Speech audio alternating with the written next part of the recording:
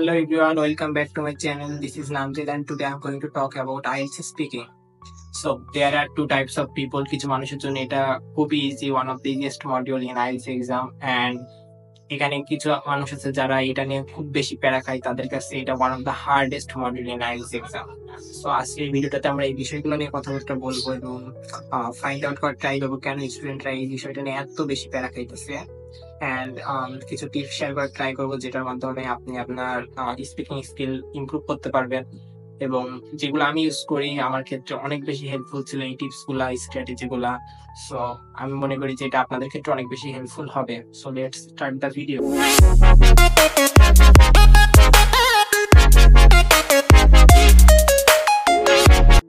IELTS speaking test is just like a friendly conversation with an examiner. এখানে সাধারণত তিনটা part থাকে। প্রথমে থাকে হচ্ছে ইন্টারভিউ অ্যান্ড ইন্ট্রোডাকশন, এখানে আপনাকে নিয়ে প্রশ্ন করা হয়। দ্বিতীয়ত থাকে হচ্ছে কিউ কার্ড সেশন, যেখানে আপনাকে একটা টপিক দেওয়া হবে এবং এই টপিকটার উপরে আপনাকে 2 মিনিটের একটা স্পিচ দেওয়া লাগবে। এবং তৃতীয়ত থাকে হচ্ছে ফলো আপ কোয়েশ্চেন্স, এখানে আপনি 2 নাম্বার পার্টে যে জিনিসটা নিয়ে কথাবার্তা বলছেন, যে জিনিসগুলো উল্লেখ করেছেন, সেই জিনিসগুলোর উপরে ভিত্তি করে কোয়েশ্চেন্স করা হবে এবং আপনাকে এই কোয়েশ্চেন্স গুলোর আনসার দিতে হবে। সো এই ছিল একটা মোটামুটি ওভারভিউ, এবং এই পুরো পরীক্ষাটার জন্য আপনাকে সাধারণত 14 থেকে 15 মিনিট টাইম দেওয়া হবে। এবং এই ভিডিওটাতে আমরা প্রত্যেকটা পার্ট নিয়ে স্পেসিফিক ভাবে কথাবার্তা বলবো এবং বলে দিব যে আনসার গুলা কিভাবে দিলে সব থেকে বেশি সম্ভাবনা থাকে একটা ভালো ব্যাংক স্কোর তোলার। In part 1, examiner will ask you simple questions about yourself. It's just a warm up session, so এখানে ট্রাই করেন ন্যাচারাল থাকার, তাহলে বিষয়টা আপনার জন্য অনেক বেশি সহজ হয়ে যাবে।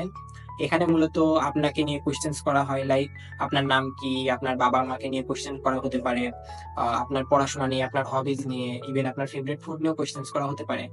সো ট্রাই করেন এখানে যতটা সম্ভব সত্যি কথা বলার, কারণ আপনি যদি এখানে বানিয়ে বানিয়ে কিছু বলতে চান দেখা যাবে যে আপনি পর্যাপ্ত কন্টেন্ট পাচ্ছেন না, বা আপনাকে একটা স্টোরি সাজানোর জন্য একটা টাইমের প্রয়োজন হচ্ছে যেটা আপনি এখানে পাচ্ছেন না। সো সেই ক্ষেত্রে দেখা যাবে যে আপনি কথা বলতে বলতে ফ্রিজ হয়ে যাচ্ছেন। সো আমি প্রেফার করি সবসময় সত্য কথা বলেন। এখানে কেউ আপনাকে কোনো বিষয় নিয়ে জাজ করবে না, কেউ আপনাকে বলবে না যে আপনি কেন দুপুর 2টার সময় ঘুম থেকে উঠতেছেন। আপনি যেটা সত্যি সেটা বলেন এবং ট্রাই করেন প্রত্যেকটা আনসার 3 থেকে 4 লাইনে দেওয়ার। এই পার্টটার জন্য, পার্ট 1 এর জন্য প্রত্যেকটা আনসার 3 থেকে 4 লাইনে দেওয়ার। সো সাপোজ আপনাকে যদি জিজ্ঞাসা করে যে হোয়ার আর ইউ ফ্রম, আপনি আনসারটা এইভাবে দিতে পারেন, I am from Dhaka, Dhanmondi to be more exact. Dhanmondi is one of the crowded area in Dhaka and it's known for its restaurants and cafes. So আপনি এইভাবে বললে আপনাকে একটা ভালো ব্যান্ড স্কোর দেওয়ার সম্ভাবনা সবচেয়ে বেশি থাকে।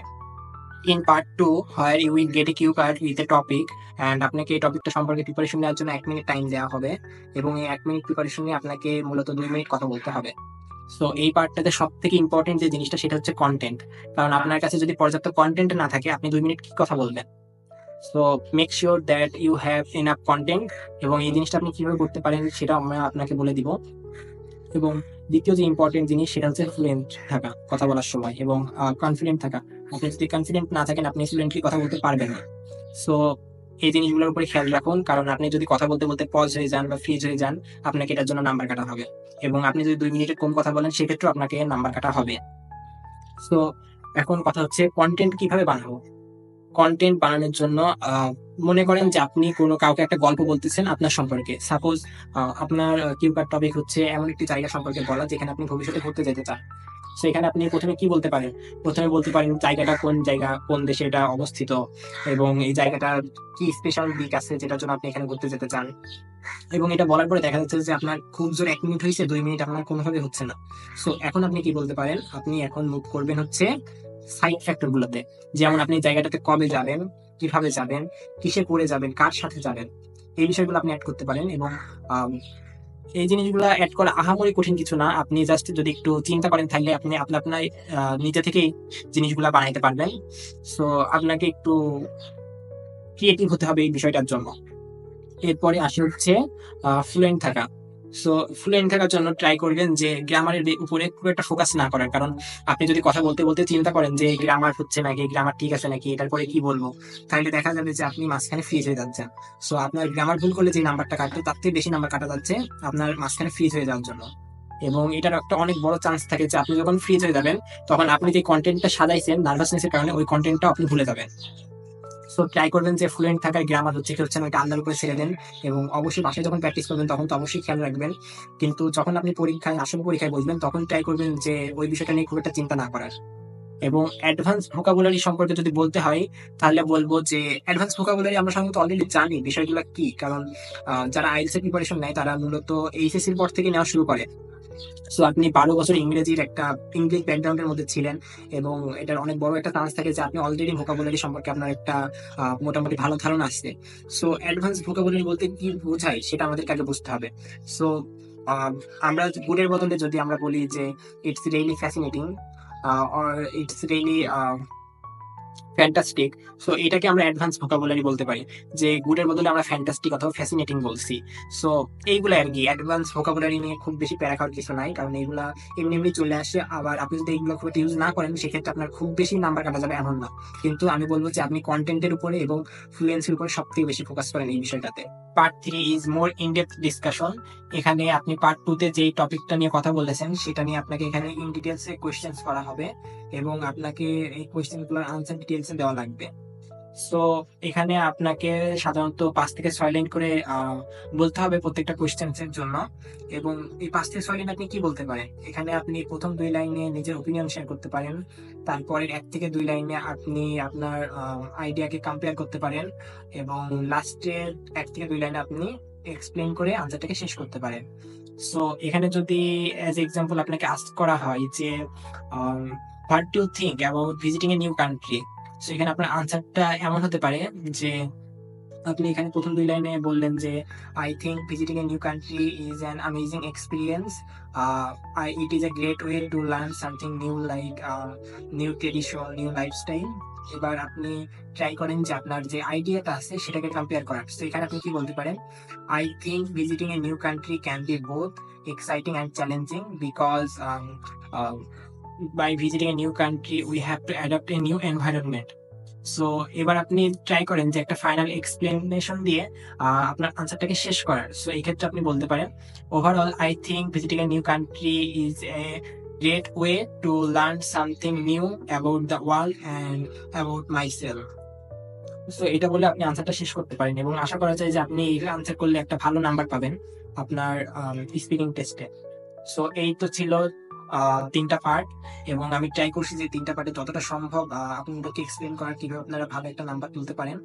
যদি কোনো কিছু মিস করে যায় আপনারা কমেন্টে জানাইতে পারেন, এবং আমি ট্রাই করবো যে পরের ভিডিওতে আপনাদেরকে সেগুলা নিয়ে কথাবার্তা বলার। Now talk about the tips that can seriously boost your score.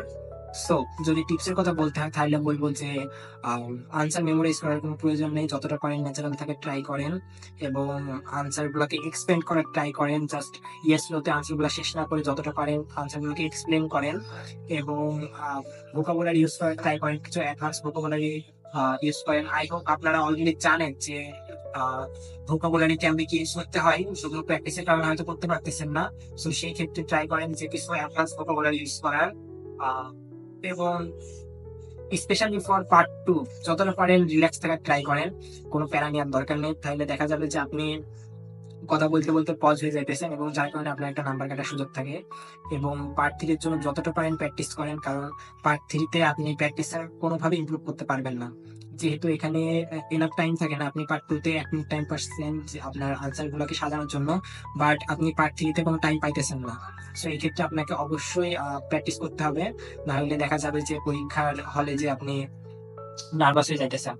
So practice করেন, এবং প্র্যাকটিস করার জন্য আমি বলবো ChatGPT is one of the best option, because এখানে আপনি আপনার মতো করে আনসার গুলোকে দিতে পারবেন, এবং ও প্রত্যেকটা ওয়ার্ড বাই ওয়ার্ড আপনাকে বলে দিবে যে আপনার কোন জায়গায় ভুল ছিল, কোন জায়গায় গ্রামাটিক্যাল ভুল ছিল, কোন জায়গায় প্রোনাউন্সিয়েশনে ভুল ছিল, কোন জায়গায় ফ্লুয়েন্ট ছিলেন না আপনি, এগুলো সব আপনাকে বলে দিবে। সো আমি বলবো যে চ্যাটজিপিটি ইউজ করতে পারেন প্র্যাকটিসের জন্য।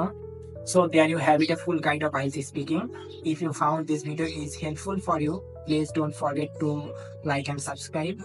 And if you have any questions, feel free to ask me in the comment section. I will definitely try to answer all of your questions. And best of luck for your IELTS preparation, and see you in the next video.